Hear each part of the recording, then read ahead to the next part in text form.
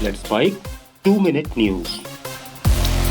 America और Iran के तनाव के बीच अमेरिकी राष्ट्रपति डोनाल्ड ट्रंप ने कहा है कि जब तक तेहरान के साथ कोई समझौता नहीं होता तब तक ईरान पर लगी नाकेबंदी नहीं हटाई जाएगी। ट्रंप का दावा है कि यह दबाव ईरान को कमजोर कर रहा है और अमेरिका स्थिति में आगे है। ईरान की संसद के स्पीकर मोहम्मद बाकर गालिबाफ ने कहा है कि ईरान किसी भी धमकी के दबाव में बातचीत नहीं करेगा और वह झुकने को तैयार नहीं है। उन्होंने यह भी दावा किया है कि ईरान ने पिछले 2 हफ्तों में सैन्य तैयारियां और मजबूत की हैं। पहलगांव आतंकी हमले की 22 अप्रैल को पहली बरसी से पहले कश्मीर में सुरक्षा व्यवस्था कड़ी कर दी गई है। सभी प्रमुख पर्यटन स्थलों पर सुरक्षा एजेंसियां हाई अलर्ट पर हैं। श्रीनगर से करीब 95 किलोमीटर दूर बैसरन घाटी, जहां 2025 में हुई आतंकी हमले में 26 लोगों की जान गई थी, अभी भी पर्यटकों के लिए बंद है।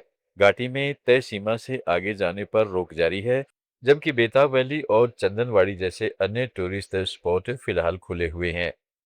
चारधाम यात्रा के तीसरे दिन रुद्रप्रयाग में बाबा केदारनाथ की पंचमुखी डोली गौरीकुंड से धाम के लिए रवाना हो चुकी है। यह डोली करीब 17 किलोमीटर की कठिन चढ़ाई तय कर केदारनाथ धाम पहुंचेगी। कल सुबह 8 बजे मंदिर के कपाट श्रद्धालुओं के लिए खोल दिए जाएंगे। बद्रीनाथ धाम के कपाट खुलने की प्रक्रिया भी शुरू हो गई है। जोशीमठ के नरसिंह मंदिर से आदि गुरु शंकराचार्य की गद्दी और गरुड़ जी की डोली बद्रीनाथ के लिए रवाना हुई है। सभी देव डोलियों का पांडुकेश्वर में मिलन होगा और इसके बाद बद्रीनाथ के लिए प्रस्थान करेंगी।